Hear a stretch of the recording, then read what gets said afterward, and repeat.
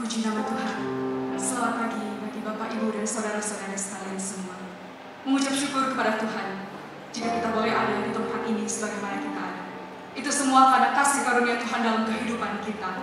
Dan mari kita mau benar-benar fokuskan hati dan pikiran kita untuk memuji dan memuliakan nama Tuhan. Tapi sebelumnya mari kita sama-sama satu di dalam doa. Kita berdoa. Segala puji, syukur, hormat, dan kemuliaan hanya bagi nama-Mu ya Tuhan. Kami mengucap syukur Tuhan kalau kami pada pagi hari ini kami boleh berada di tempat ini dan keadaan sehat, kuat, dan diberkati. Bapa, sebentar lagi kami akan mengikuti ibadah kami dan yang Engkau memberkati ibadah kami dari awal, pertengahan, hingga berakhir dengan baik. Semua demi kemuliaan dan hormat hanya bagi nama-Mu Tuhan Yesus. Saat ini kami anak-anak-Mu siap untuk mengikuti ibadah yang ada hanya di dalam nama Tuhan Yesus Kristus. Haleluya, puji Tuhan. Amin.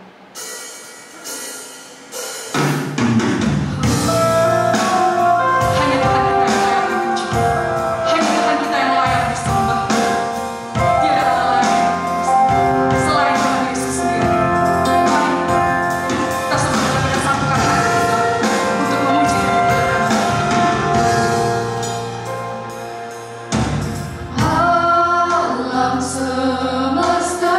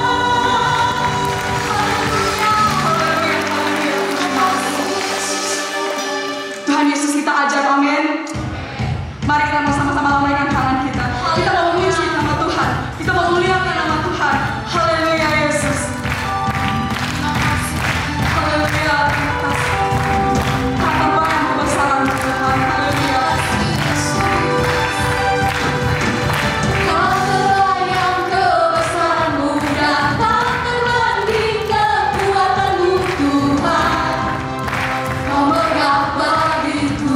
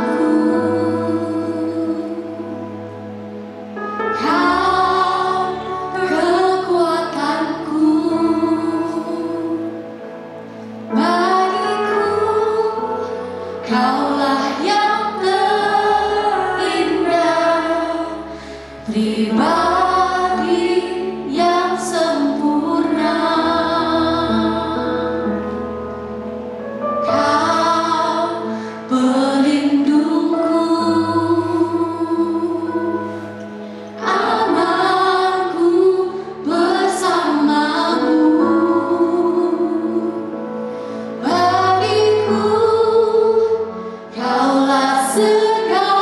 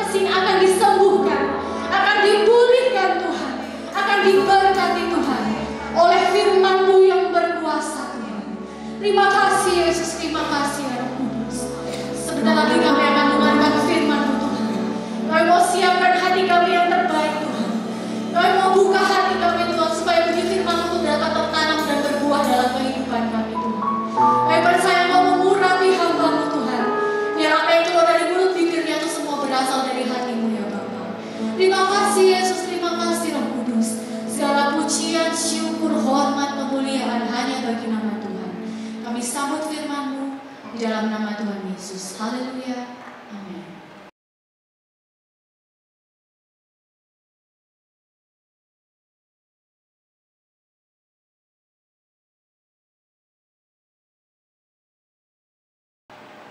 Haleluya, segala hormat kemuliaan hanya bagi Tuhan kita Yesus Kristus. Ya Tuhan segala Tuhan, ya Raja segala Raja.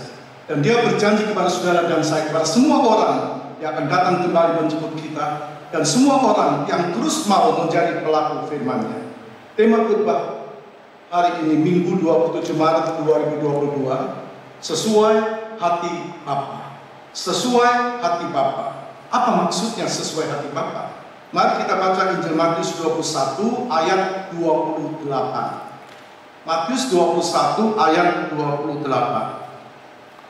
Tetapi apakah pendapatmu tentang ini? Seorang mempunyai 2 anak laki-laki. Ia pergi kepada anak yang sulung dan berkata, "Anakku, pergi dan bekerjalah hari ini dalam kebun anggur."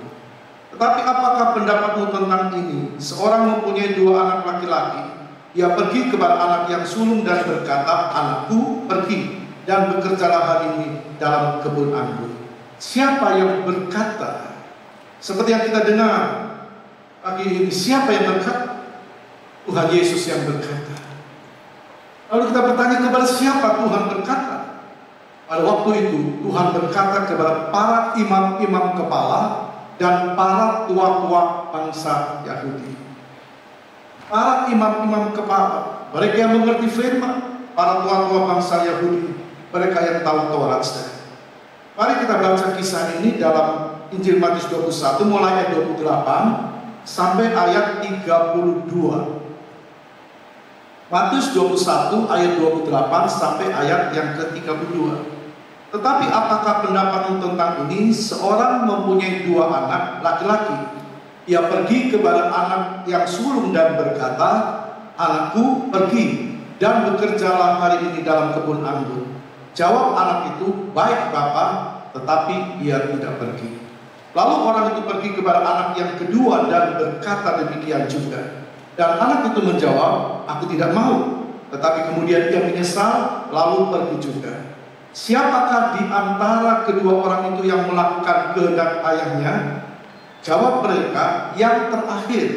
Kata Yesus kepada mereka, "Aku berkata kepadamu, sesungguhnya pemungut-pemungut cukai dan perempuan-perempuan sundal akan mendahului kamu masuk ke dalam kerajaan Allah. Sebab Yohanes datang untuk menunjukkan jalan kebenaran kepadamu, dan kamu tidak percaya kepadanya. Tetapi pemungut cukai dan perempuan-perempuan sundal percaya kepadanya, dan meskipun kamu melihatnya, tetapi kamu tidak menyesal dan kamu tidak percaya kepadanya." Sekali lagi Tuhan tujukan waktu itu, Yesus berkata kepada para imam yang mengerti firman, mengerti Taurat, dan juga para tua-tua bangsa Yahudi. Tuhan jelaskan apa yang ada di hati Tuhan tentang 2 orang anak yang sulung berkata, "Aku mau pergi," tapi dia tidak lakukan. Ini gambaran orang-orang Yahudi dan para imam-imam yang cuma percaya kepada Tuhan, hanya sekedar, tapi tidak menjadi pelaku firman. Lalu kita melihat ada anak yang kedua berkata, "Aku tidak mau," tetapi kemudian dia pergi. Lalu Tuhan menjawab kepada mereka begini, "Aku berkata kepadamu, sesungguhnya pemungut-pemungut cukai dan perempuan-perempuan sundal akan mendahului kamu masuk ke dalam kerajaan Allah." Jadi anak yang kedua dalam hal itu digambarkan pemungut-pemungut cukai, orang-orang berdosa, perempuan-perempuan sundal, perempuan tuna susila akan mendahului mereka. Para imam kepala dan tua-tua Yahudi akan didahului. Artinya mereka masuk dalam kerajaan surga. Kita bertanya, kenapa orang seperti pemungut cukai dan para wanita tuna susila bisa masuk kerajaan surga? Tuhan jelaskan dalam kalimat selanjutnya. Sebab Yohanes datang untuk menunjukkan jalan kebenaran kepadamu. Yohanes membuka jalan bagi Kristus, dan kamu tidak percaya kepadanya. Ini jawabnya. Mereka tidak masuk kerajaan surga karena tidak percaya. Tetapi pemungut cukai dan perempuan-perempuan sundal percaya kepadanya. Itu artinya Allah tidak melihat latar belakang seseorang, tapi Allah melihat keyakinan seseorang. Apakah orang itu tetap percaya sampai hari ini? Tetapi pemungut cukai dan perempuan sundal percaya kepadanya, dan meskipun kamu melihatnya, tetapi kamu tidak menyesal dan kamu tidak percaya kepadanya. Firman Tuhan tetap hidup. Firman Tuhan untuk semua orang sampai hari ini. Sebab Yesus yang punya firman, dia tidak berubah. Yesus Kristus tetap sama hari ini, kemarin, dan sampai selama-lamanya. Dia Tuhan, tidak berubah. Maka firman-Nya juga tidak berubah. Firman-Nya juga untuk saudara dan saya, amin. Dia juga untuk kita. Dia berkata, tetapi apakah pendapatmu? Tuhan memberi sebuah perumpamaan tentang dua orang anak. Sekali lagi perumpamaan itu ditujukan kepada imam kepala dan tua-tua bangsa Yahudi. Nah, seharusnya mereka mengerti, karena mereka imam dan tua-tua yang mengerti hukum Taurat, mengerti firman. Seharusnya ini gambaran orang-orang yang ikut Tuhan, sudah lama ikut Tuhan. Seharusnya bertumbuh. Paulus berkata, seharusnya dilihat dari jangka waktu engkau sudah menjadi pengajar, tapi engkau masih belum bertumbuh. Jadi kita lihat di sini, Tuhan lontarkan sebuah pertanyaan, sebuah perumpamaan kepada mereka karena kedegilan, kekerasan, ketegar-tengkukan orang-orang Yahudi pada waktu itu. Mereka sulit diajar. Jadi pada zaman itu Yesus menjumpai orang-orang seperti ini, keras tengkuk, tidak mau disadarkan, maunya sendiri, merasa diri benar, dan seterusnya. Nah, pada zaman ini juga Tuhan jumpai orang-orang seperti ini. 2 Timotius 3 ayat 5 berkata begini. 2 Timotius 3 ayat yang kelima. Secara lahiriah mereka menjalankan ibadah mereka, tetapi pada hakikatnya mereka memungkiri kekuatannya. Jauhilah mereka itu. Secara lahiriah mereka menjalankan ibadah, tetapi pada prinsipnya mereka memungkiri kekuatannya. Jadi ibadah itu punya kekuatan. Firman itu punya kekuatan. Kalau orang ibadah dengan sungguh, orang memperhatikan firman, maka dia akan menjadi pelaku firman dan akan merubah kehidupannya. Hidupnya pasti dirubah.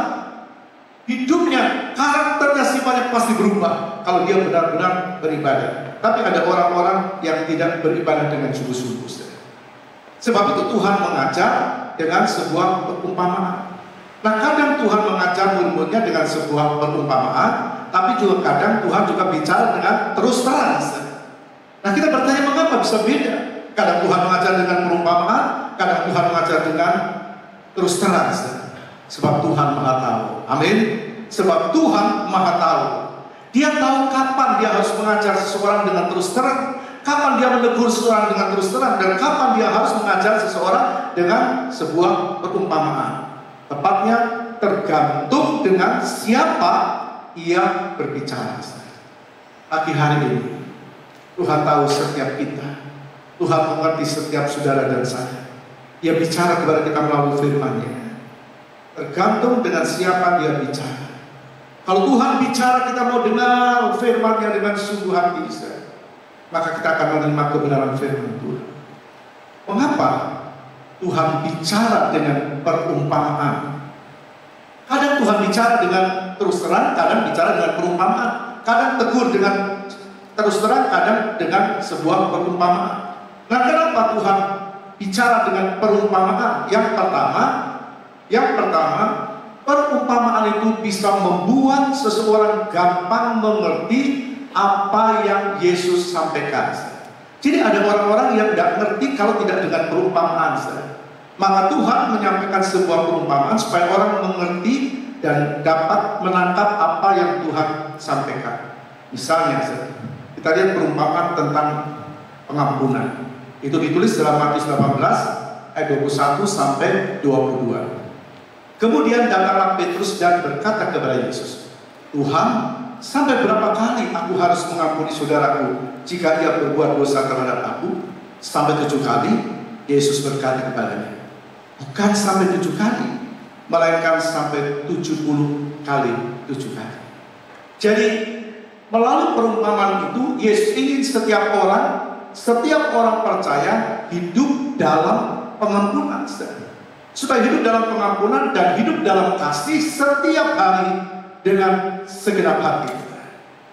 Tuhan bilang dalam ayat selanjutnya, ayat 35, maka Bapakku yang di sorga akan berbuat demikian juga terhadap kamu, apabila kamu masing-masing tidak mengampuni saudaramu dengan segenap hatimu. Jadi dengan sebuah perumpamaan Tuhan jelaskan, orang harus hidup dalam pengampunan. Nah, kita lihat lagi dalam Matius 18 ayat 12-14. Di situ dijelaskan perumpamaan tentang domba yang hilang. Perumpamaan tentang domba yang hilang. Ada orang memiliki 100 ekor domba dan 1 hilang. Maka yang memiliki dia cari yang 1 sampai ketemu. Maka tujuan perumpamaan ini kepada semua orang waktu itu dan sampai hari ini, tujuannya agar orang percaya mengerti berharganya 1 jiwa di mata Tuhan. Berharganya 1 jiwa di mata Tuhan. Apakah 1 jiwa itu suamimu, istrimu, orang tuamu, anakmu, saudaramu? Apakah itu orang-orang yang dekat dengan kita? Kita bisa mengerti berharganya 1 jiwa. Itu yang Tuhan mau. Itu bukan berarti kita biarkan mereka. Kita harus perhatikan sejauh mana rohaninya dengan kita berdoa, mohon Tuhan tolong mereka. Jadi sudah lihat, ada perumpamaan yang diberikan supaya orang bisa mengerti maksudnya Tuhan.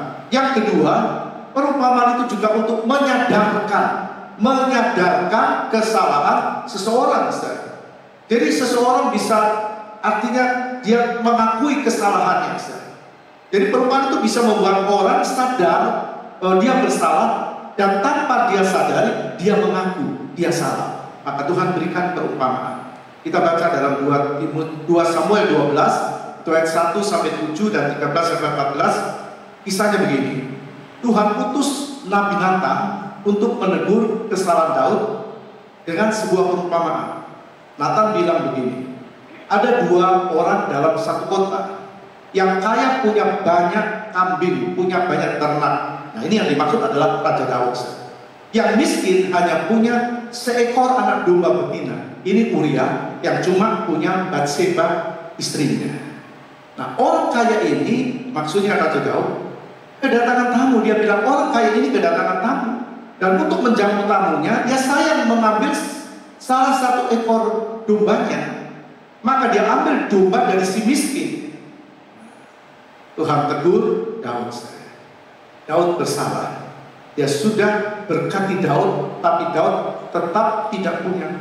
Artinya Daud tidak puas, dan Daud terjebak. Dia serakah, dia ambil Batseba, istri Uria. Dia sudah punya, diberkati Tuhan, dia punya anak, punya istri, tapi dia ambil istri orang lain. Maka Uria ditempatkan di meja pertempuran dan mati. Tuhan tegur. Daud berkata begini, waktu Nathan berkata, ada orang yang seperti ini, dia ambil anak domba dari si miskin. Daud marah dan dia berkata, orang ini harus dihukum mati. Dan Nathan bilang, engkau orangnya. Daud sadar, ini kerendahan hati Daud. Dia mau sadar. Dia berkata, aku telah berdosa kepada Tuhan. Jadi perumpamaan itu membuat Daud sadar kesalahannya dan bertobat. Mari kembali kepada perumpamaan tentang 2 anak tadi. Yesus menjelaskan ada 2 tipe manusia. Matius 21 ayat 28 tadi berkata begini. Tetapi apakah pendapatmu tentang ini? Seorang mempunyai 2 anak laki-laki. Ia pergi kepada anak yang sulung dan berkata, anakku pergi dan bekerjalah hari ini dalam kebun anggur. Bapak ini menggambarkan Allah Bapa. Yang pertama bilang, baik Bapak, tapi tidak melakukan. Dia waktu dengar suara Bapak, kerjalah di kebun anggur. Anak yang sulung bilang, baik Bapak, tapi tidak melakukan. Kelihatannya menghormati bapaknya, kelihatannya sopan terhadap bapaknya. Dia berkata, baik Bapak, padahal dia tidak pergi. Ayat 29 menjelaskan, baik Bapak, tetapi ia tidak pergi. Yang kedua, yang bungsu bilang, tidak Bapak, aku tidak mau pergi. Tetapi kemudian ia melakukannya. Anak yang bungsu tidak mau pergi. Kenapa dia tidak mau pergi? Kita baca ayat 30. Lalu orang itu pergi kepada anak yang kedua dan berkata demikian juga. Dan anak itu menjawab, aku tidak mau. Tetapi kemudian ia menyesal, lalu pergi juga. Yang pertama bilang mau, tapi tidak lakukan. Yang kedua bilang tidak mau, tapi kemudian melakukan. Setelah mau pilih yang mana? Yang pertama atau yang kedua? Yang suruh bilang mau lakukan perintah Bapa di surga, tapi kenyataannya tidak lakukan. Tepatnya tidak jadi pelaku firman. Semua kita tidak mau tidak jadi pelaku firman, bukan semua kita mau jadi pelaku firman. Lalu yang kedua, dia bilang tidak mau, kemudian pergi. Nah, kita melihat orang yang seperti ini, yang bilang mau baik Bapak tapi tidak pergi, itu orang yang cuma teori, tahu teori, tapi tidak pernah praktek. Tahu, oh dia tahu Yesus, dia Tuhan, dia Juru Selamat, aku percaya kepadanya. Oh, aku tahu firman Tuhan, tapi tidak pernah lakukan firman. Tuhan tidak mau orang-orang seperti ini. Akan ketinggalan, saudara. Sebab Yesus berkata, dia Tuhan, dia bilang, orang pemungut cukai dan perempuan saudara akan mendahului kamu masuk kerajaan surga. Jadi sudah lihat orang seperti ini cuma tahu teori, tidak pernah praktek. Cuma hafal firman, tapi tidak jadi pelaku firman. Orang-orang Farisi, orang pemungut cukai, katakan orang-orang berdosa kami beda. Pemungut cukai datang kepada Tuhan, Sakyus juga datang kepada Tuhan. Orang Farisi menolak. Hafal firman tapi tidak jadi pelaku firman. Ada orang Kristen yang tahu firman Tuhan, dari Kejadian sampai Wahyu dia tahu, tapi tidak jadi pelaku firman. Tahu firman tapi tidak bertindak atas dasar firman. Tuhan tidak mau. Sedang yang bungsu bilang begini, tidak Bapak, aku tidak mau lakukan itu. Betul, dia akhirnya melakukan apa yang Bapak perintahkan. Kita bisa melihat dan mengerti begini. Bapaknya panggil yang kedua, anakku pergi ke kebun anggur. Anak ini bilang, enggak mau Bapak. Tapi ayat firman Tuhan bilang, kemudian dia melakukan. Nah, ada jeda antara dia berkata tidak sama bapaknya, lalu dia mau lakukan. Pasti ada jeda. Entah dia berpikir, entah dia melihat, entah dia mendengar, lalu dia koreksi dan sebagai diri dan seterusnya. Si bungsu berkata tidak, tapi kemudian melakukan. Dan ini terlalu lama. Dia sudah sama bapaknya, sudah besar, suruh kerja berarti sudah besar. Ikut Tuhan sudah lama. Terlalu lama, tidak fokus, buang-buang waktu, buang kesempatan, dan malas. Walaupun kemudian dia melakukan, siapapun itu, apakah dia anak Tuhan, apa dia pelayan Tuhan, tergantung hatinya. Si bungsu buang-buang waktu, walaupun dia akhirnya melakukan, tapi dia saya tidak mau pilih yang kedua. Saya juga tidak mau pilih yang pertama. Pertama itu dia bilang baik Bapak, tapi tidak melakukan. Orang bilang omong doang. Cuma pandai bicara, teori, tidak pernah jadi pelaku firman.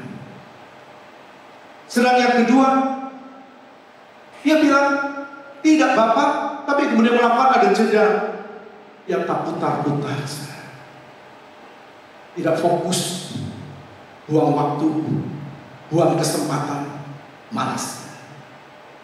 Kalau saya mau cari yang ketiga, kalau ada, kita harus cari yang ketiga, bilang ya Tuhan, dan cepat lakukan, amin, bertepuk tangan bagi dia. Kita mau cari yang ketiga, Tuhan aku mau, aku siap, aku mau lakukan firman. Pandemi menjadi barometer ukuran rohani anak-anak Tuhan. Ada anak-anak Tuhan bukan tidak beribadah, sebenarnya bisa beribadah, tapi lebih baik, oh enggak, aku di rumah aja, aku online. Tapi ada yang tidak onsite, tidak online. Kesempatan Tuhan tahu keadaan seperti ini, itu jadi barometer ukuran. Nyiru itu sedang diputar. Apapun alasan seseorang, tidak bisa menyembunyikan diri di hadapan Tuhan. Semua terbuka di hadapan Tuhan. Kita kembali kepada dua anak ini. Kenapa bisa beda? Yang pertama, padahal punya Bapa yang sama. Amin. Padahal punya Bapa yang sama. Kita juga punya Bapa yang sama. Kita berkata Aba ya Bapa, kita punya Allah Bapa yang sama. Matius 5:16 berkata begini, demikianlah hendaknya terang bercahaya di depan orang, supaya mereka melihat perbuatanmu yang baik dan memuliakan Bapamu yang di sorga. Apamu? Kita punya Bapa. Tuhan mengajar kita berdoa, Bapa kami yang ada di dalam sorga. Tuhan ingin kita menghormati Dia. Jadi kita lihat di sini, Tuhan bilang hendaklah terang bercahaya di depan orang. Ada orang begini, yang penting kan Tuhan tahu, orang tak perlu tahu. Tapi Tuhan bilang hendaklah terang bercahaya di depan orang. Bagaimana bisa memperkenan Tuhan kalau di depan orang tidak memperkenan? Bukan berarti Tuhan lebih rendah dari orang, tidak. Benar-benar harus benar-benar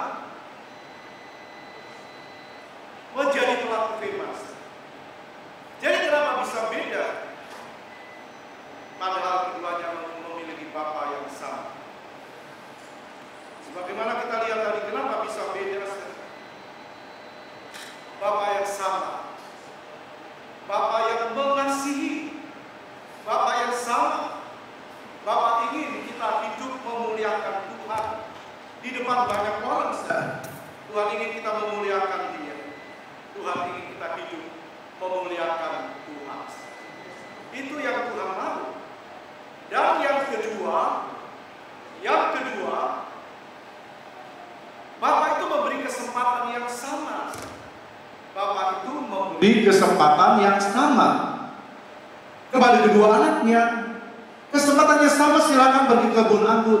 Bapa tidak pernah beda-bedakan. Jadi jangan ada alasan, aku nggak bisa lakukan firman karena aku tidak seperti dia. Dia selalu ditolong Tuhan, aku tidak. Dia didengar Tuhan, aku tidak. Jangan kita pakai alasan klise. Tuhan Maha Tahu, Tuhan mengerti. Jadi yang kedua, Bapa itu memberi kesempatan yang sama kepada semua orang, walaupun sifat mereka beda. Yang pertama bilang baik, tapi tidak kerja. Yang kedua bilang tidak, tapi kerja. Tuhan beri kesempatan yang sama kepada kita juga. Bekerja untuk Tuhan. Bekerja untuk Tuhan bukan harus jadi hamba Tuhan atau pendeta. Bekerja untuk Tuhan itu melayani Tuhan. Tuhan mau kita kerja di kebun anggurnya Tuhan. Tuhan mau anak-anaknya bekerja meskipun mulainya beda. Ada yang baru bertobat berapa tahun yang lalu. Ada yang sudah puluhan tahun bertobat. Tapi sama Tuhan beri kesempatan. Kita bisa melihat itu dalam Matius 20 ayat 1, ayat 3, ayat 5, ayat 6 itu dijelaskan begini. Adapun hal kerajaan surga itu sama seperti seorang tuan rumah yang pagi-pagi benar keluar mencari pekerja-pekerja untuk kebun anggurnya. Pagi-pagi benar. Kemudian dijelaskan dalam ayat selanjutnya, kira-kira pukul 9 pagi yang keluar pula, dan ini hanya ada lagi orang-orang lain menganggur di pasar. Pukul 9. Kemudian kira-kira pukul 12 dan pukul 3 petang yang keluar pula dan melakukan yang sama seperti tadi. Pagi-pagi pukul 9, pukul 12, pukul 3. Kira-kira pukul 5 petang yang keluar lagi dan mendapati orang-orang lain pula. Lalu katanya kepada mereka, mengapa kamu menganggur saja di sini sepanjang hari? Lalu disuruh bekerja. Pukul 5 pagi-pagi. Ini bicara orang yang kenal Tuhan sudah lama. Ada yang pukul 9 pagi, ada yang pukul 12, ada yang pukul 3. Mungkin kita merasa lama ikut Tuhan. Ada yang baru ikut Tuhan pukul 5 sore. Pekerjaan selesai pukul 6 sore. Dan Bapak itu mengadakan perhitungan dengan semua hamba-hamba. Jadi saudara, kita bisa melihat di sini, Tuhan mau tidak boleh ada yang menganggur, saudara. Tidak boleh tidak melakukan apa-apa. Semua harus kerja untuk Tuhan. Dan semua tidak boleh iri hati. Yang pagi hari menghadap bertuannya, kenapa? Cuma terima satu talenta. Yang lain kerja jam 5. Kita harus berpikir, seandainya Tuhan yang punya kebun anggur ini tidak suruh orang yang pagi hari jam 6 misalnya, jam 9, jam 12 tidak disuruh di kebun anggurnya Tuhan, kita mau bilang apa? Yang punya kebun anggur, hak-haknya Tuhan. Nah, seharusnya dia mengucap syukur, aku pertama kali kenal Yesus sebagai Tuhan dan Juru Selamat. Seharusnya yang jam 6, jam 12, jam 9, 12 jam tidak iri hati kepada yang jam 5. Semua harus kerja dan semua tidak boleh iri hati. Karena akan ada waktunya kerja itu selesai dan menghadap kepada Bapa di surga. Tuhan akan tanya, apa kerjaan tujuannya? Jadi Tuhan beri tugas yang sama kepada semua orang untuk melakukan kehendak Bapa, untuk jadi pelaku firman. Tuhan bilang begini, Matius 28 ayat 19-20. Karena itu pergilah, jadikanlah semua bangsa muridku, dan baptislah mereka dalam nama Bapa dan Anak dan Roh Kudus, dan ajarlah mereka melakukan segala sesuatu yang telah kuperintahkan kepadamu, dan ketahuilah, aku menyertai kamu senantiasa sampai kepada akhir zaman. Jadi Tuhan mau semua orang percaya tahu kewajibannya, pergi jadikan sekalian bangsa murid. Bagaimana kita bisa pergi? Kita harus jadi murid lebih dahulu. Jadi murid itu dengar perkataan guru dan lakukan kewajibannya sebagai murid, lakukan firman Tuhan.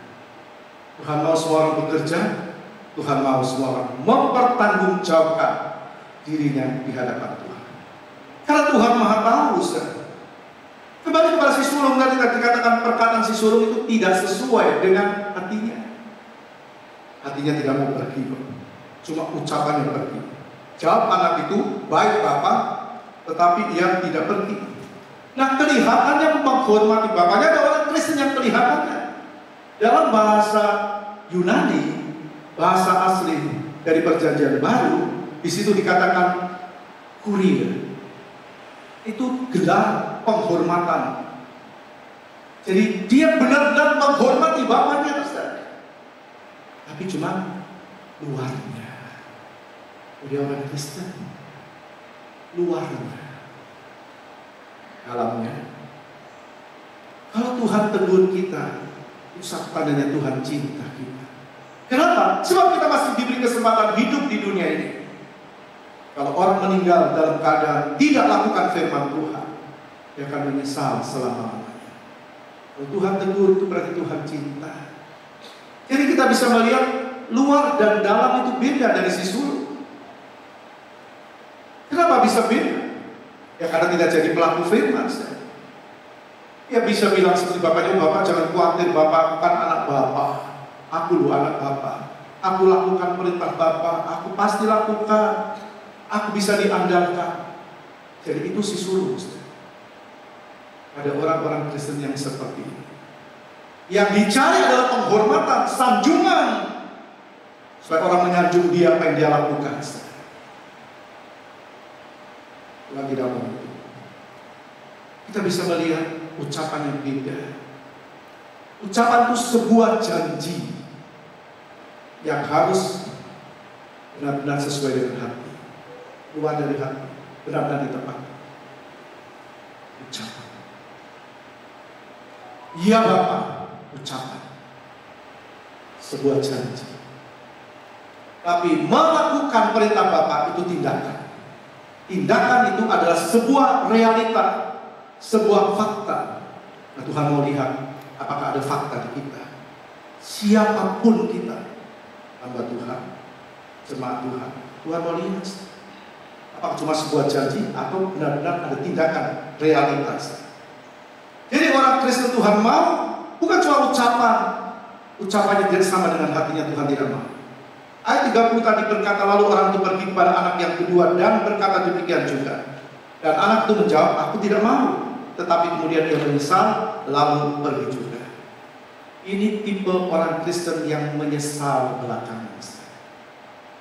Diberi nasihat mental, keras tengkuk, merasa benar dan maunya sendiri. Kalau Tuhan masih berkemurahan, puji Tuhan.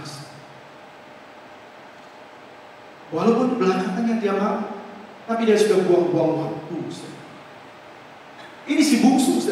Dia bilang tidak mau Bapak, tapi kemudian dia mau. Apa Tuhan tidak tahu hati si bungsu? Apa Tuhan tidak tahu hati kita? Tuhan tahu, Tuhan tahu.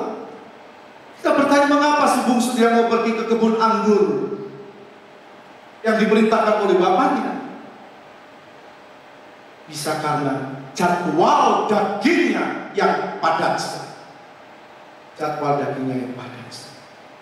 Untuk kepuasan daging, kesenangan daging, egonya, kemalasannya. Nah, tidak sedikit orang Kristen seperti ini tidak jadi pelaku firman karena hal-hal daging. Dagingnya lebih dominan dari rohnya. Si bungsu bukan tidak tahu kalau dia anak Bapak. Orang Kristen bukan tidak tahu kalau Tuhan itu Bapak kita. Tahu. Bukan tidak tahu si bungsu. Dia juga tahu bekerja di kebun anggur itu adalah sebuah kewajiban. Dia tahu. Sekarang kita sampai di sini. Bagaimana sikap bapaknya dengan anak bungsu yang berkata tidak Bapak, tapi kemudian melakukan. Bapak tunggu sampai anak itu sadar. Karena Bapak itu maha tahu. Bapak tunggu sampai anak itu sadar. Luar biasa hati Bapak, hati yang penuh dengan kasih. Kalau ada anak-anak Tuhan orang Kristen seperti si bungsu, Tuhan tunggu sampai sadar. Karena Tuhan ini orang selamat. Kalau Bapak tidak punya kasih, kalau Bapak tidak punya kesabaran terhadap si bungsu, habislah si bungsu. Bapak tidak akan beri kesempatan. Karena dia sudah menolak perintah Bapak. Tapi Bapak kita adalah Bapak yang luar biasa. Amin. Bertepuk tangan bagi dia. Bapak yang luar biasa. Dalam Injil Lukas juga dijelaskan pasal 15 ayat 11 sampai 19 itu dikatakan begini. Yesus berkata, ada seorang mempunyai 2 anak laki-laki. Si bungsu minta harta yang menjadi haknya. Lalu ayahnya membagi harta kepada si sulung dan si bungsu. Nah, dalam kisah ini dijelaskan si bungsu menjual seluruh hartanya, bagiannya dihabiskan, memboroskan hartanya, berfoya-foya sampai dia melarat. Nah, saking melaratnya, dia kerja pada seorang penjaga babi. Sampai dia mau minta makanan, ampas makanan babi. Tapi dia tidak dikasih. Pada saat itu, dia sadar. Apakah Bapak itu kejam? Apakah Bapaknya kejam kepada si bungsu? Tidak.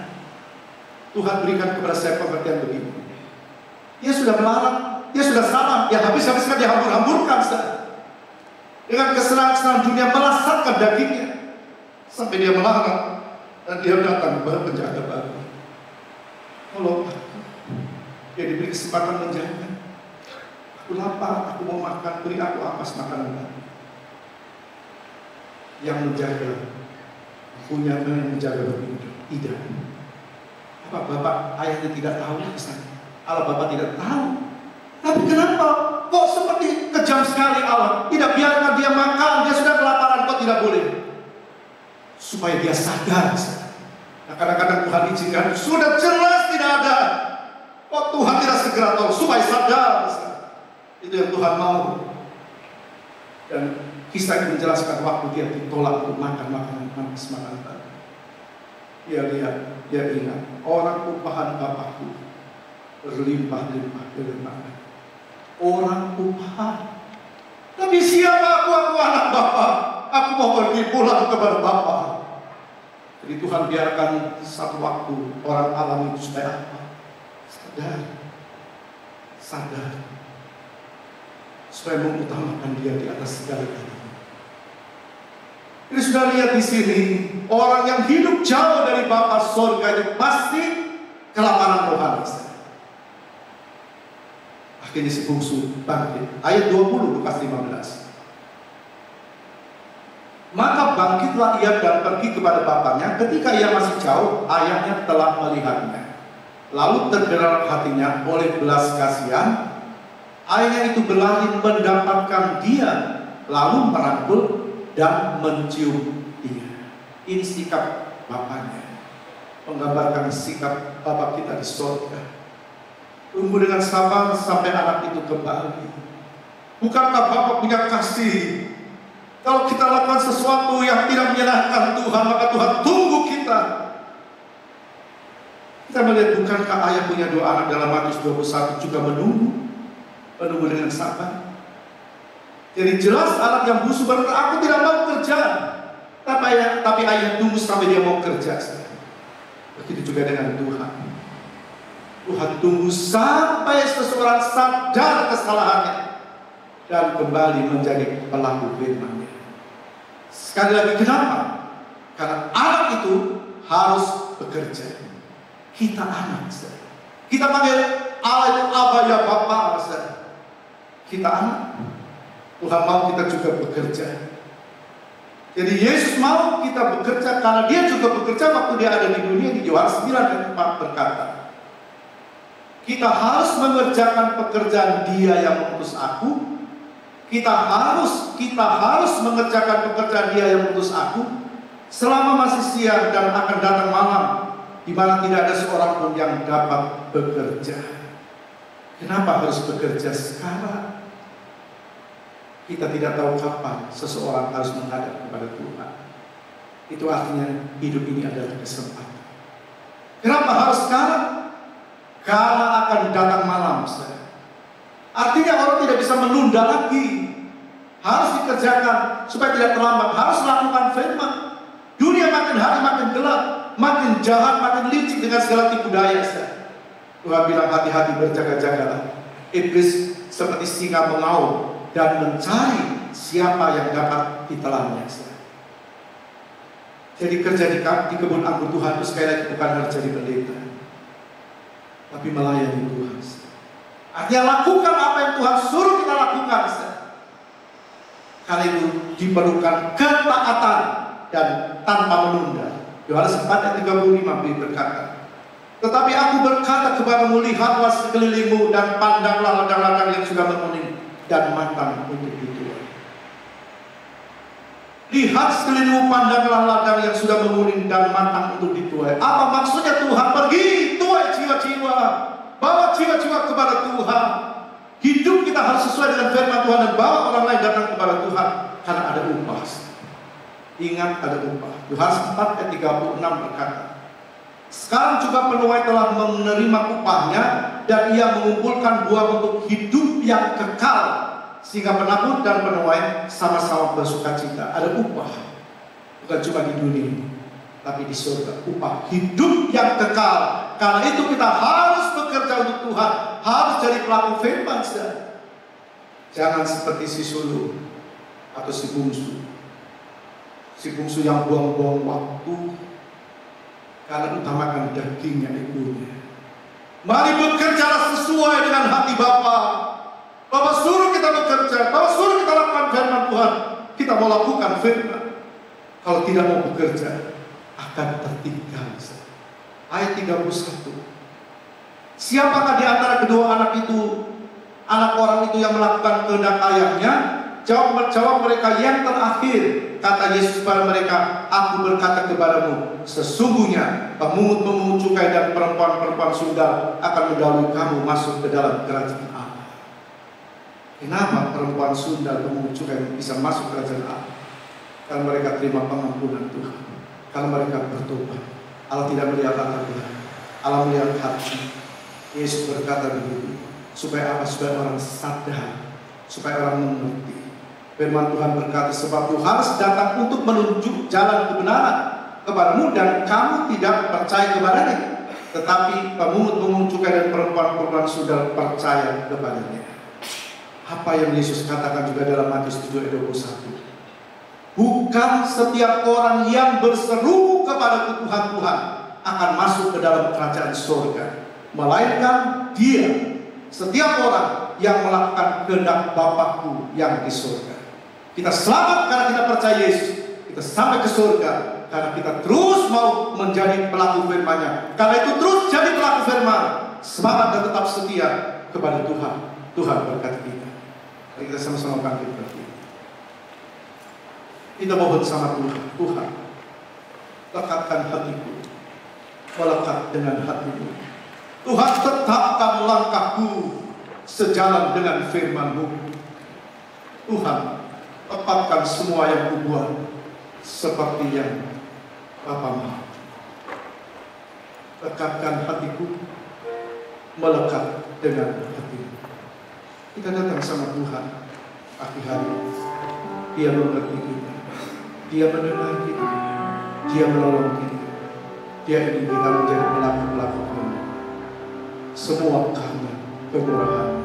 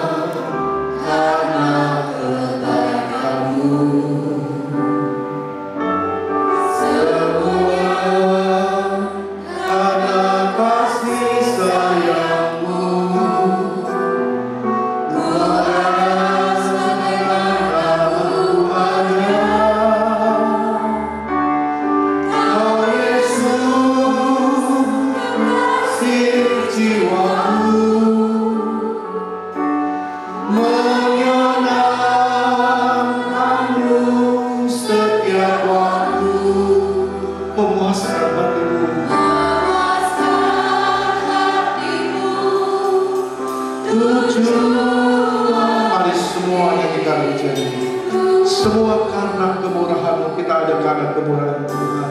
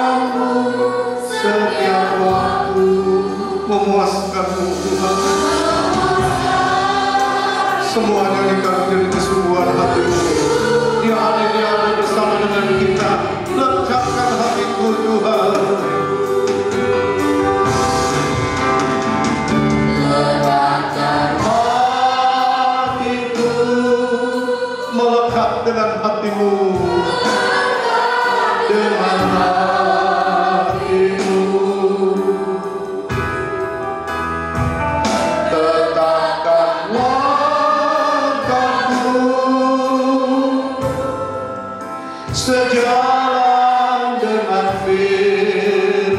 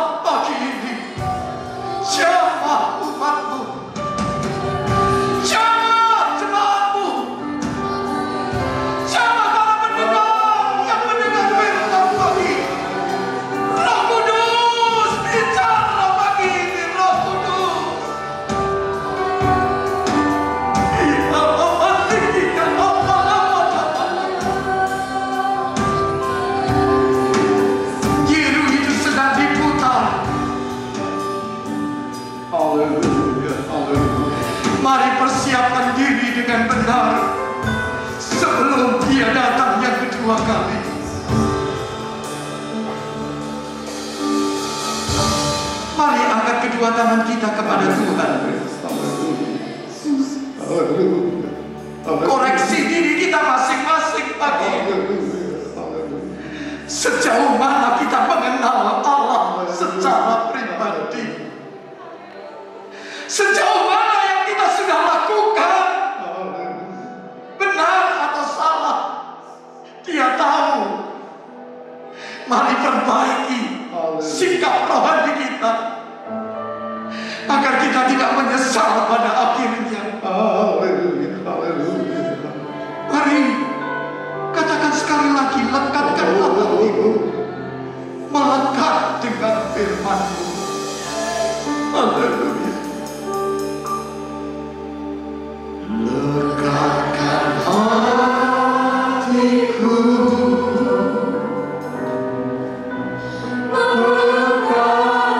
pribadi lepas pribadi, nyatakan sebagai satu doamu kepada Tuhan.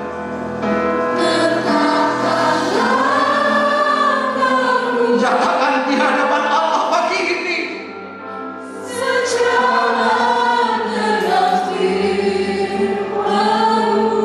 Yesus, Engkau dahsyat.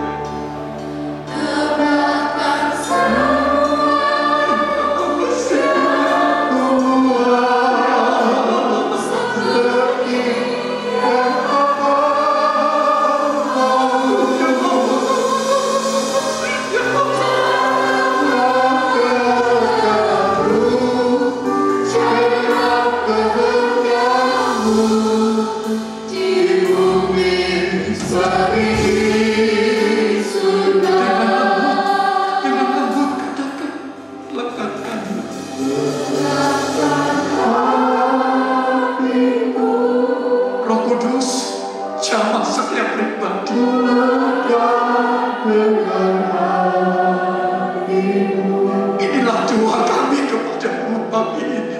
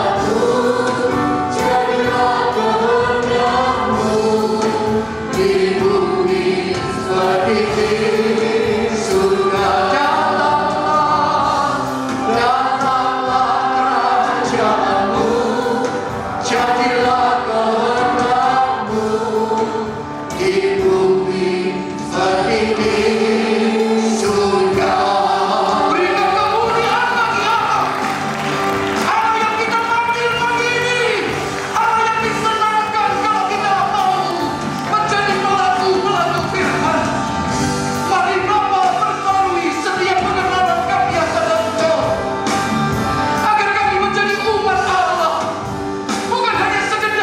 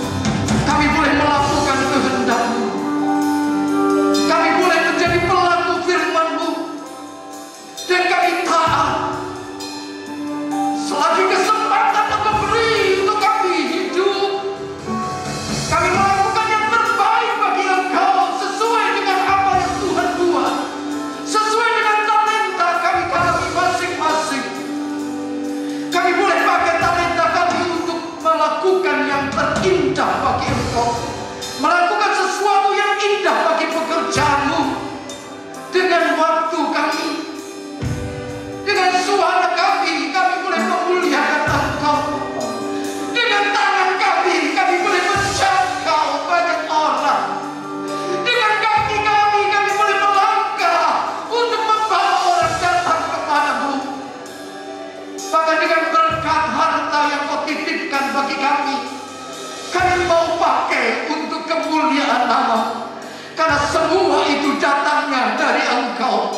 Dan kami percaya kalau saatnya kami tinggalkan dunia ini, kami bukan menjadi orang yang malang, bukan menjadi orang yang celaka, tapi menjadi orang-orang yang berbahagia, karena Engkau menyambut kami.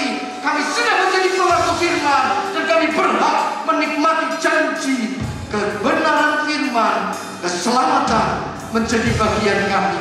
Pengurapan-pengurapan yang khusus selalu melingkupi hidup hamba-Mu untuk membawa jemaat-Mu GBDI Alpha Omega dan saudara-saudara yang mendengarkan secara online, untuk kami menjadi tubuh Kristus yang dipersiapkan, tidak bercacat celah, sementara menanti kedatangan-Mu yang sudah hampir. Terima kasih, berikan kesehatan ekstra bagi hamba-Mu, lengkapi terus dengan kekuatan yang daripada-Mu untuk menggembalakan umat-Mu di tempat ini menjadi jemaat yang dewasa, yang benar-benar menjadi jemaat yang tidak bercacat celah di hadapan-Mu. Terima kasih buat kehadiran-Mu, terima kasih buat lawatan ibadah pagi ini. Kami percaya Engkau bertahta di atas ibadah pagi ini. Engkau ada di tempat ini, dan segala kemuliaan hanya bagi Engkau. Terpujilah Engkau kekal untuk selama-lamanya. Kami percaya Engkau sudah menyelesaikan paripurna ibadah pagi ini dengan kehadiran-Mu, dan kami mengucap syukur di dalam nama Tuhan Yesus. Haleluya.